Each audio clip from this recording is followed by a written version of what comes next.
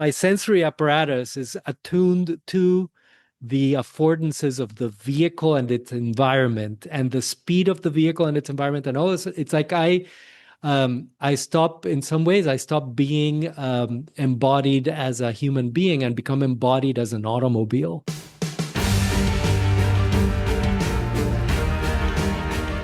You're listening to Traction Heroes, digging in to get results with Harry Max and Jorge Arango. Hey, Harry, it's good to see you. It's good to see you, Jorge. Always a pleasure, I have to say. It's a pleasure indeed. I always welcome these conversations. Last time we spoke, we said that it served as a way to shift levels, right? From the mundane, everyday work to thinking, in some cases, thinking about how we're thinking, which so many of these conversations tend to be about. Yeah, I can't wait to hear what you might have brought today. Well, I think I would disappoint you and our listeners if there was no reading that we were bringing to the table. So let me jump straight into it because this is a longer one than usual, Hmm, but I think it's worth bringing up. fabulous. Go for it, man. Reflect on the state of mind of a player who is said to be hot or playing in the zone. Is he thinking about how he should hit each shot? Is he thinking at all? Listen to the phrases commonly used to describe a player at his best. He's out of his mind. He's playing over his head. He's unconscious. He doesn't know what he's doing. The common factor in each of these descriptions is that some part of the mind is not so active. Athletes in most sports use similar phrases, and the best of them know that their peak performance never comes when they're thinking about it. Clearly, to play unconsciously does not mean to play without consciousness. That would be quite difficult. In fact, someone playing out of his mind is more aware of the ball, the court, and, when necessary, his opponent. But he is not aware of giving himself a lot of instructions, thinking about how to hit the ball, how to correct past mistakes, or how to repeat what he just did. He is conscious, but not thinking, not over trying. I think I'll stop there. Wow, that's so cool and so true. Like, while I am far from athletic, even as simple as riding a motorcycle, uh, I know that at some point, at the highest speeds, around the tightest turns, that simply being aware of everything and letting my knowledge, my internal intrinsic knowledge of how to ride, guide what's happening is the only way to stay alive.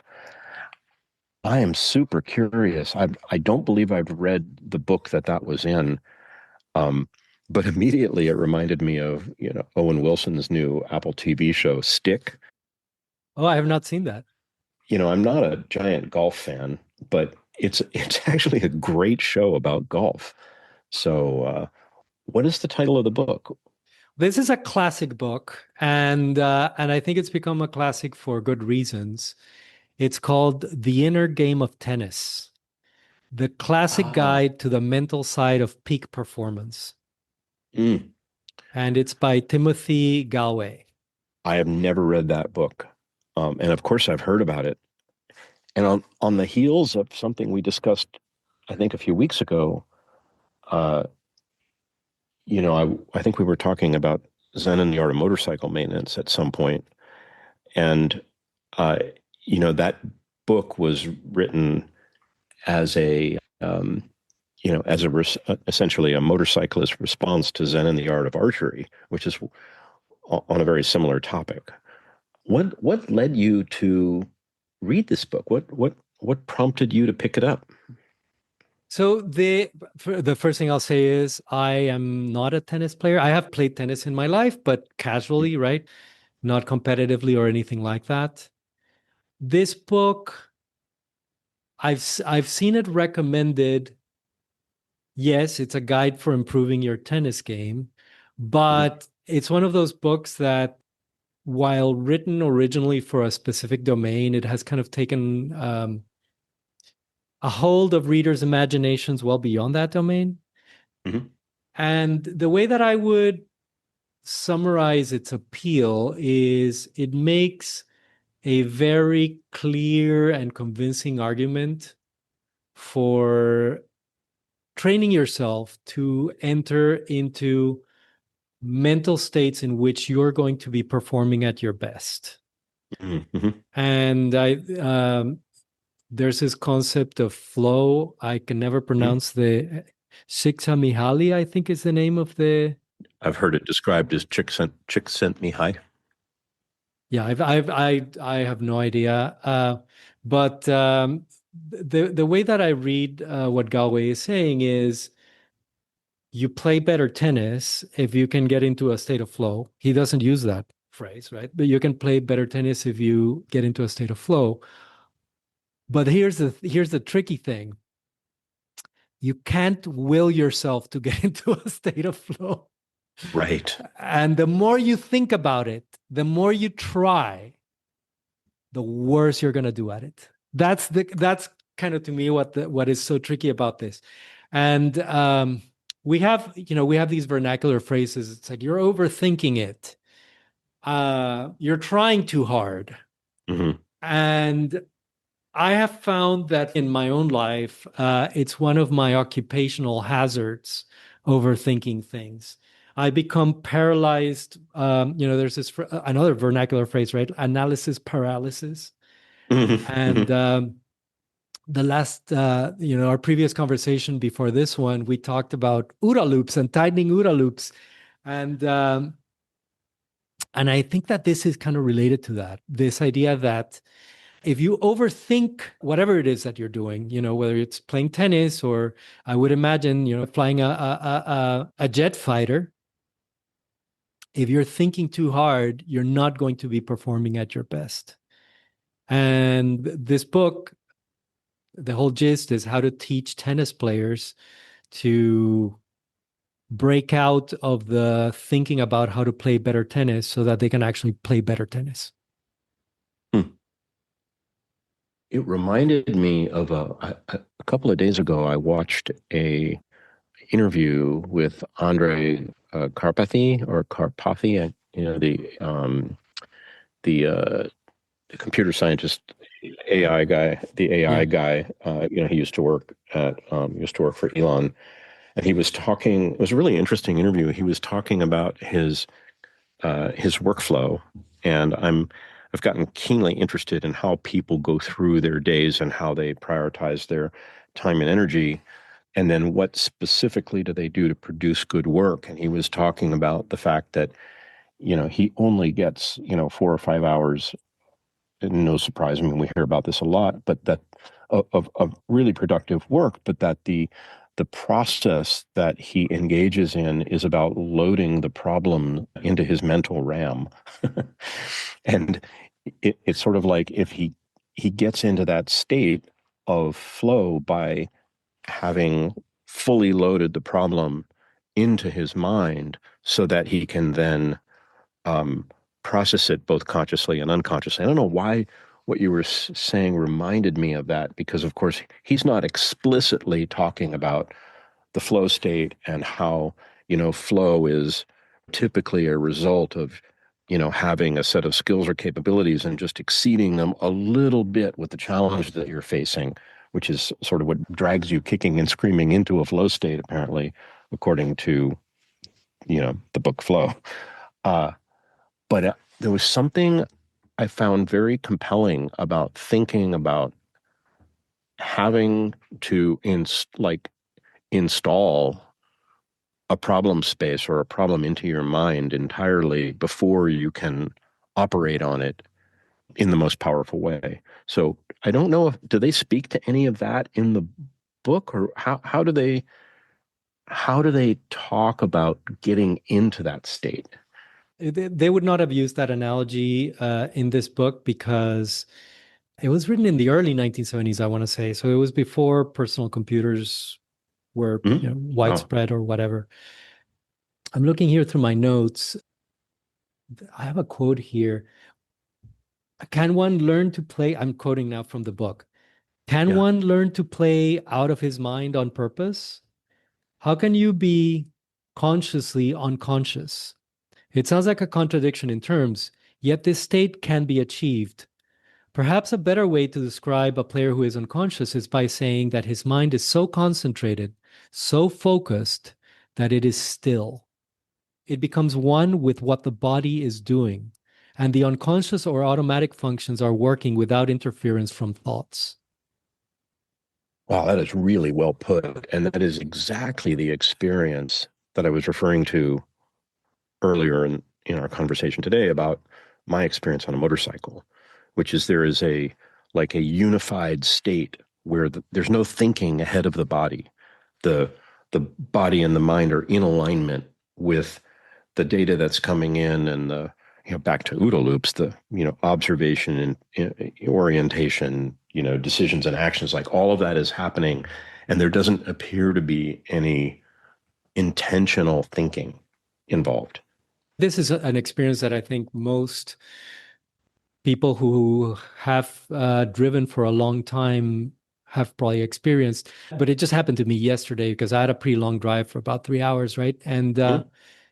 there is a moment when you're driving, if you have been driving for a long time, that you get behind the wheel and you become one with the car.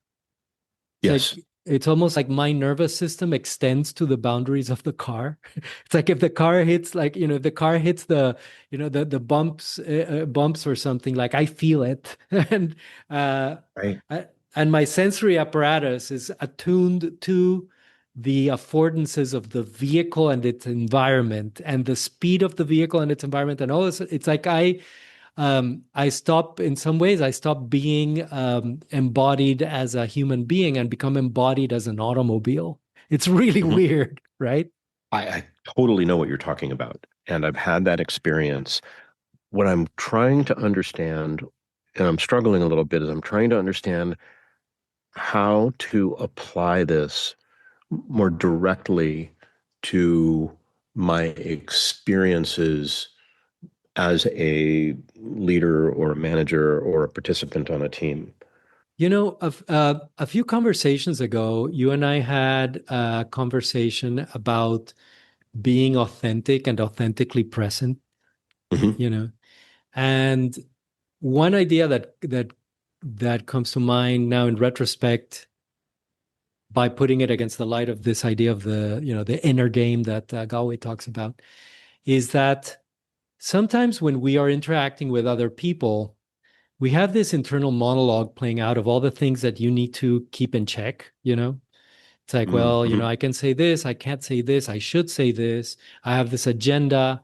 I'm pre-articulating the response that I'm going to say next, or I'm writing a list of questions that I want to ask this interview subject or what have you. And an experience of interacting with someone else where you are subject to that level of mental chatter, internal chatter, is very different than the experience of interacting with someone where you are both truly engaged in conversation. At least it is for me. And This, I'm sorry I interrupted. Keep going. no, go ahead.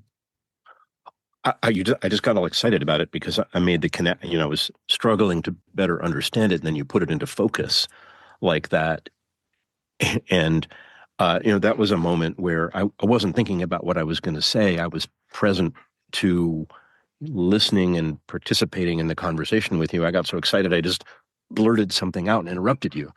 And thank you for being gracious about it. And uh, it's this, it's like there's this place where you're just being. And in that state of being, in being present with somebody, uh, it doesn't require figuring out how you're going to answer the question that they're asking. It doesn't require that you think about what question you're going to ask them next. It requires that you're present and fully present.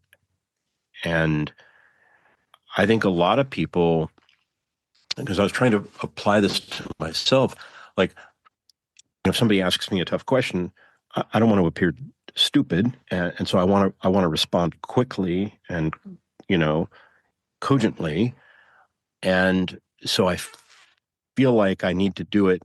Like if I don't take the time to like think through what my response is going to be while they're still talking, I might miss that opportunity, when they're done talking, and I'm getting ahead of myself, and actually I'm not listening to what they're saying at the end. It's like one of those tests where the last instruction is to not do all the work that you're about to do when you miss reading the instruction.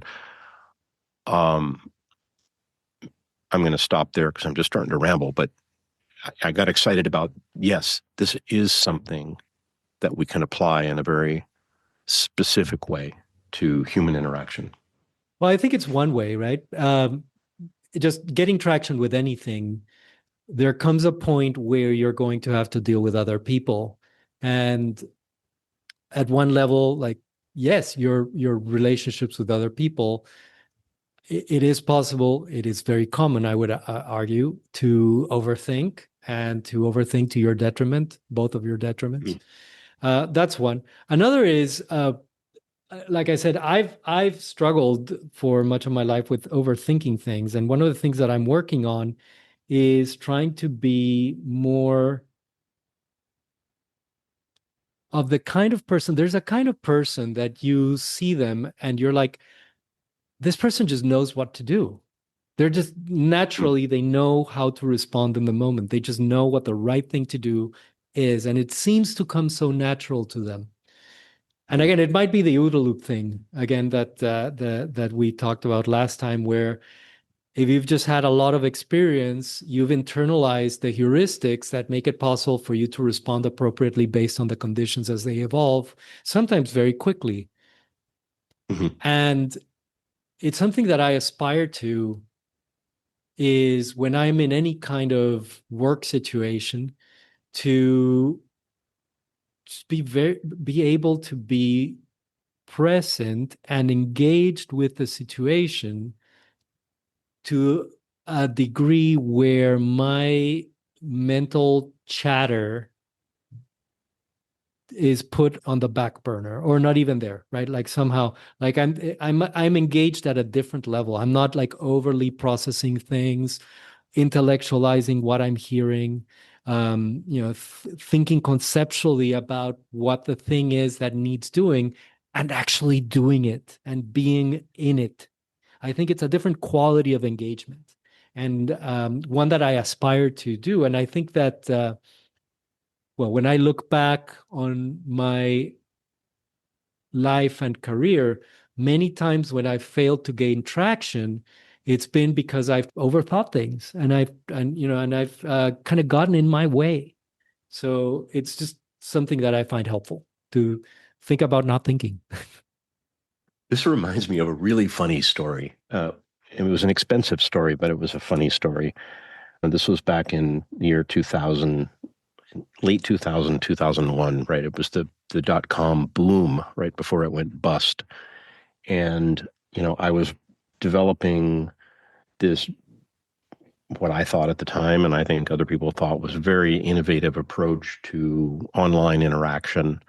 A company called Public Mind that I created, founded, funded, and I was, doing the product design work, and I had people working with me, and I had opportunities to, get venture funding, and I had shared what I was working on with Tim O'Reilly, and he introduced me to Esther Dyson.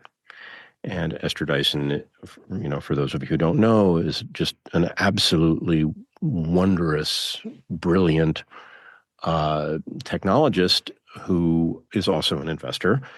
And I reached out to Esther, and she said, "Hey, I don't have time to meet you on this particular trip, but I need a ride from San Francisco Airport, SFO, to Palo Alto, where I'm having dinner with somebody. Would you mind picking me up? And we can talk on the way, and you can tell me what you're working on." And so I was like, "Oh, that's so cool." So I went to SFO. I was there on time. I picked her up. She got in the car. We started talking, and it started out as small talk where she talked to me a little bit about, growing up with her father, Freeman Dyson, and I said, "Oh, yeah, my dad was a theoretical plasma physicist too." And we just kept talking and she would ask me questions and I would answer them and I would ask her questions. And, it was just this engaged conversation where the whole time I was trying to figure out when I was going to ask her if there was a way she would invest in the company, but I couldn't quite figure out how to do it. And I think what happened in that conversation is I really just wasn't very present to myself or to what was really going on because we got to Palo Alto and I dropped her off at the restaurant and she said, "It was nice meeting you." And the door closed and I was like, I think I forgot to ask her for the money. I forgot to tell her what I was really working on. Like I missed the whole thing. And I haven't thought of that experience in quite some time, but it was this brief interstitial moment of probably 30 minutes in a car together with somebody where I was more, I think, concerned about, the impression I was making and trying to develop a sense of, common bond rather than being sort of clear and true to myself about why I was there, why she was there, what we were trying to accomplish. And the moment passed. And I've never forgotten that moment because now I realize that it's these interstitial moments that are often the moment themselves. It's like there isn't going to be a perfect moment. There isn't going to be a meeting at an office. There isn't going to be a sit down over dinner. It's going to be in a walk, from here to there or a drive from here to there. And being really present to that uh, requires a whole different level of being. And I don't know if that story makes any sense at all to you, but it came back to me as you were talking with such clarity. I think it's an excellent story because one might make the mistake of thinking that what we're talking about here is somehow like just going with the flow and becoming so immersed in the situation that you just go with it. Like it sounds to me Yeah. like maybe, yes, maybe you were trying to impress Esther Dyson, but maybe you were just like fascinated by the conversation and the parallels that you found in having, your dad's being, in the same discipline or what have you. So it might be that you were just like having such a great conversation that you forgot, right? But that's not the point. The point is you still have an objective. Like if you're playing tennis, like if you're going to play tennis competitively at your best, and again, I'm not a big tennis player, but I've played enough to know that if you're trying to win, that's a very different way of being on the tennis court than if you're just there to have a good time, right? Yeah. You have an objective. You want to get the money. You want to win the game. And the question is, how can you be present enough to keep the goal in mind without it consuming you by making you overthink things? I think that that's the key here. It's like there has to be a way, and it's for me, it's an ongoing, it's something that I have to practice on an ongoing basis. Is how do I keep the goal present and working toward the goal without it consuming the brain cycles? Yeah. Yeah. This is a rich space because I definitely forgot what game I was playing. And and it is a kind of game, when you're there, with a potential investor and you've got a good introduction and you're working on something very innovative and potentially very lucrative. Uh, I think had I understood that there was a goal, that I really had I been on my game, that when the car door shut, a very different outcome would have resulted from that. I think that Galway would say that this is something that one needs to train, Yeah. and I would agree with that. Well, there might be some people for whom it comes more naturally than others. It doesn't for me, and it's something that I've definitely have had to work on, Hmm. and that's why I wanted to bring it to your attention, because I think that if someone wants to gain traction, this is a dimension that they need to consider, that it is possible to be so focused and so obsessed about the thing that you overthink it. And giving yourself the means to get out of your own way is also an important part of it. Training, or maybe another way of thinking about it, is simulating, or simulation. Like, I had no idea that I was engaged in an activity that would have dramatically benefited from simulation or training. And I think maybe asking the question, I think back to one of the conversations that we had very early about something being unprecedented. If you're stepping into an environment where you're looking to achieve an outcome and you don't have any real experience there, that might be an opportunity to ask yourself, is there some way I can better train for this, or is there some way I can simulate this environment and get more comfortable than I might otherwise be, such that it doesn't unfold in a completely haphazard way. So I really like where you took that, and pointed to the training idea, because that really brings it home for me and makes it something that I can do differently to get more traction. Well, I'm glad to, you have so many great recommendations for me. I was glad to bring one that you hadn't seen before. I'm definitely going to read that book. I'm really looking forward to it. Yeah, it's worthwhile. I think you'll appreciate it. Thank you for listening to Traction Heroes with Harry Max and Jorge Arango. Check out the show notes at tractionheroes.com. And if you enjoyed the show, please leave us a rating in Apple's Podcasts app. Thanks.